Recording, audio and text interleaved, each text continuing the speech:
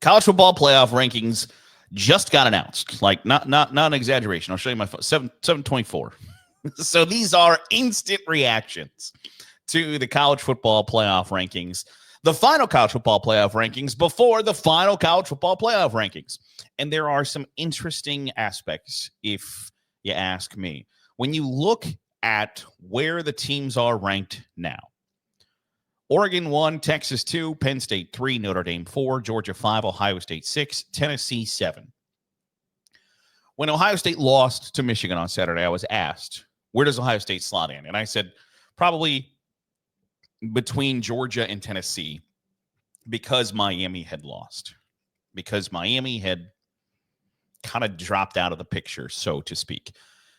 And that is kind of the second takeaway. I'm not surprised at all that Ohio State is between Georgia and Tennessee. Are Ohio State's wins better than Tennessee in the committee's eyes? 100%. They have wins over the number 9 team in the country and the number 3 team in the country. They have a loss to the defending national champion and the number 1 team in the country on the road by 1 point. Tennessee lost to Arkansas. Kind of case closed. Georgia has a win over the second best team in the country. It's pretty easy, pretty easy point of delineation there that, like, hey, we think, the committee, that Georgia is very good. We think, probably, I would guess if you had to ask, that despite what they saw on Saturday, that Ohio State is pretty good. That if you were to inject truth serum into those folks, that are Georgia and Ohio State better than Texas and Penn State? Yes, but you can't rank them at 2 and 3. So, and I would almost argue that there's a point of delineation that that's kind of where the teams that can win the national championship end, for me, at least. Can Tennessee win the title? I don't think so. Can Ohio State? Yes. Georgia? Absolutely. Notre Dame? A little more difficult, but yes. Penn State? Yeah. It's going to be a little bit more difficult. Texas? Yes. Oregon? Yes. And that is kind of the breakaway point to me.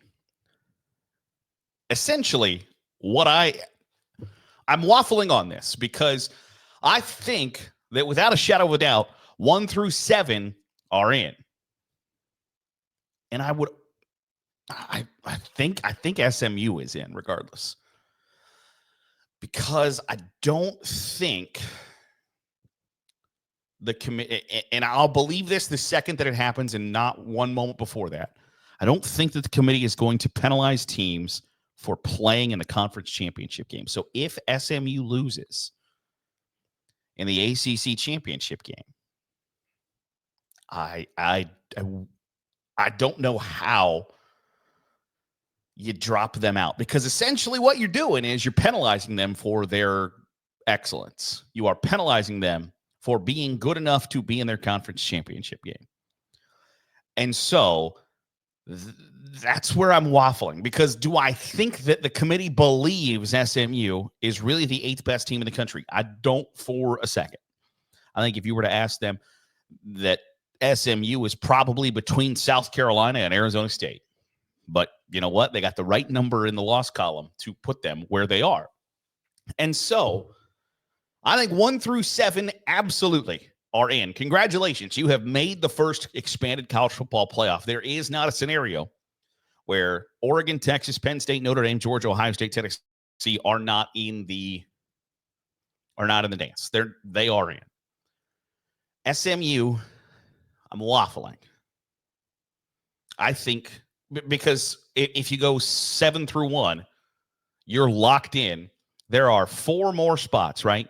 But you still have to account for the Group of 5 champion, which is conceivably Boise State. Whether it's Boise State or UNLV, the Mountain West champ is in the 12.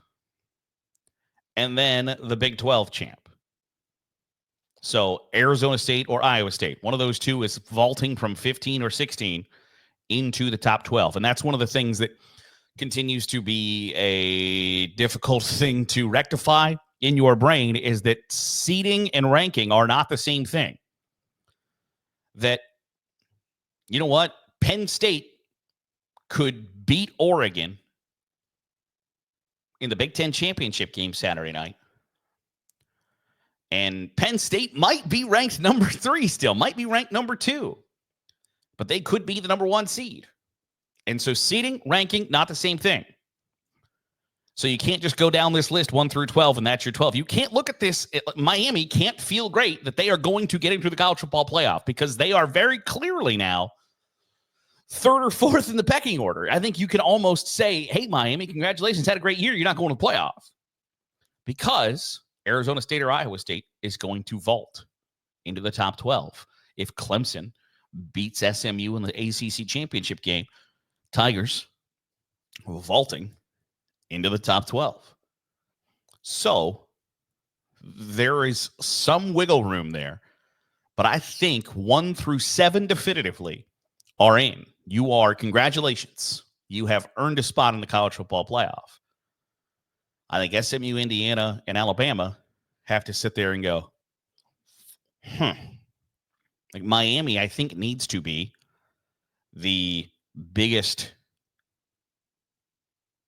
Truthfully, I don't know, because by staring at that, if Georgia beats Texas a second time, how far has Texas dropped? 6? Whoever wins the SEC will be the number 2 seed. Unless Penn State beats Oregon, and then whoever wins the SEC will be the number 1 seed, I think. Because I don't get the impression that the committee really thinks that highly of Penn State. That they have, like SMU, like Indiana, like Boise State, the correct number of losses to put them there in the win column. Does Miami have a path to the college football playoff? I don't know. Because I think barring some ridiculous upsets, barring both Clemson beating SMU and then them both getting in, and barring Boise State with a collapse against UNLV, I don't know that there's a path for Miami. And I can understand the argument for Miami being upset that they're behind Alabama. But at the end of the day, I've pounded the table that you got to handle your business. You got to take care of your business. And Miami did not take care of their business. Syracuse gets in the top 25 at the 22 spot. They deserve a lot of praise because in the first year under Fran Brown, they've done a lot of really good work, including beating Miami and ruining their season, essentially. But you go down this list and you start to put together kind of the you start going through I'm going to switch to the bracket here. You go through the bracket and you look at, okay, Boise State right now will get the bye. They've tabbed Arizona State as the number 12 seed. As, hey, we would think they would win the Big 12 rather than Iowa State because they're ranked 1 spot above them. This says the first team out is Miami. So if everything goes chalk, if everything goes exactly the way it's laid out right now, Miami is out. So Miami, I think, needs to be the world's biggest Clemson fan because Clemson would then be the ACC representative, give SMU another loss. It then puts Miami. It doesn't do it for you either. I don't know that there's a path for Miami. The longer I told you, this is instant reaction. The longer I sit here and stare at this, is there a path for Miami to make the college football playoff?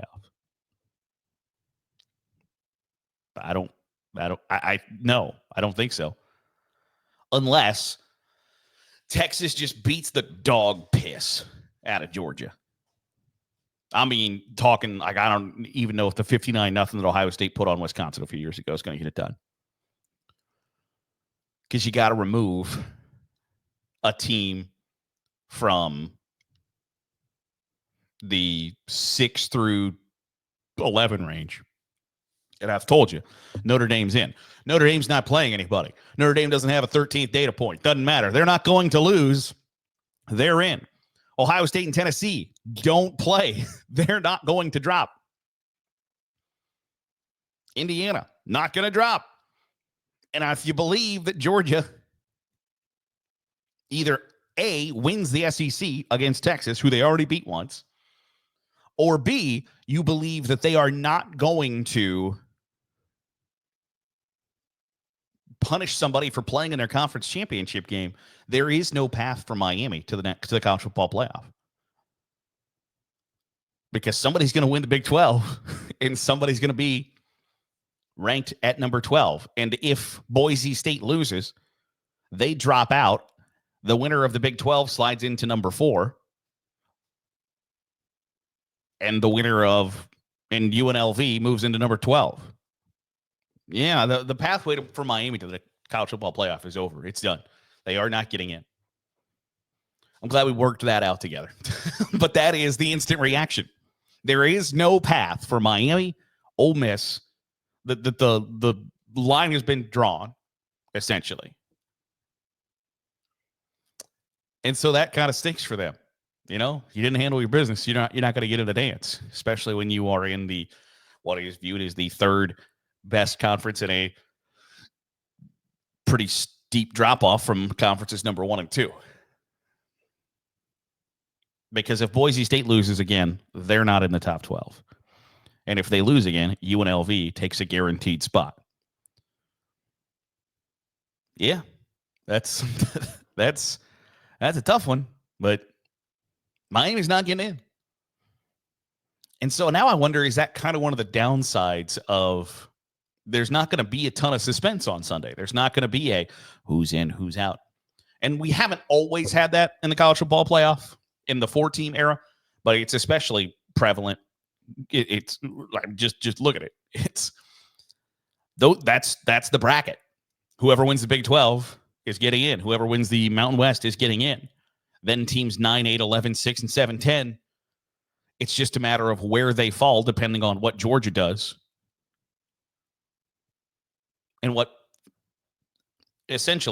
Georgia does, what Penn State does. I will die on this hill, and I think you see it here, that you're not going to see a SEC versus SEC or Big Ten versus Big Ten first-round matchup. You're not going to see it. And so that's why it's Tennessee, Ohio State, Alabama, Notre Dame, Georgia, Indiana. You're not going to see a conference versus conference first-round matchup. So essentially, it's either Oregon's number 1 or Oregon's number 5. Georgia is either potentially number 1, potentially number 2, or potentially 5 or 6, because they're going to jump Notre Dame with a win. They're going to jump Penn State with a win. And Texas is going to stay probably higher. Let's just say Oregon loses it all goes according to plan, right? Oregon beats Penn State. Then you have to figure out who's Texas, who's Georgia. One of them is going to be number 2 or potentially number 1, depending on, if Oregon wins, Oregon's number 1. If Georgia beats Texas, Georgia's number 2, and I think Texas is probably number 5, in that number 5 spot, I guess I should say, in the seed. And then you could figure it all out from there. But I don't think there's going to be much consternation. There's not going to be a whole lot of like, oh my gosh, can you believe? Miami knows right now, essentially, hey, it's over. Enjoy the Orange Bowl. Enjoy the Citrus Bowl. Enjoy the whatever. But Miami's path to the college football playoff is over. It's done. It's gone. Doesn't exist. And so I wonder if there's a way to, because at the end of the day, this is all a TV show. The reason that the rankings come out on Tuesday night at 7 o'clock is because it's a TV show. Well, the TV show on Sunday is not going to be very good. We now know, essentially, not necessarily who the 12 teams are, but we know of the 12 teams that there are 14 teams looking for a spot. And 2 of those 14 teams are going to lose. I'd be absolutely flabbergasted if SMU lost and fell out of the top 12 just because I don't think that the committee is going to have the cojones, berries, intestinal fortitude, words that insinuate balls to take somebody that played for a conference championship game, lost, and remove them from the college football playoff. I don't think they'll have the berries, and I won't think that until they do it, and I won't believe it until they do it. But those are my instant reactions to the college football playoff rankings. Would love to hear your thoughts in the comments down below. Drop us a comment, share what your instant reactions are. Do you believe that Ohio State should be ranked above Tennessee? Do you believe that the winner of Iowa State, Arizona State deserves a spot in the college football playoff? Are you rooting for UNLV to cause chaos, rock like Amadeus, and beat Boise State? Let me know in the comments down below. That'll do it for today's episode of the Daily Huddle. I appreciate you making us a part of your day, however it is, wherever it is you're doing so. If you're watching on YouTube, hit the subscribe button. Make sure you're getting all the great college football content we're pumping out. If you're listening on the podcast feed, drop a 5-star review. It goes a long way in helping out the channel. I'll see you tomorrow for another episode of the Daily Huddle.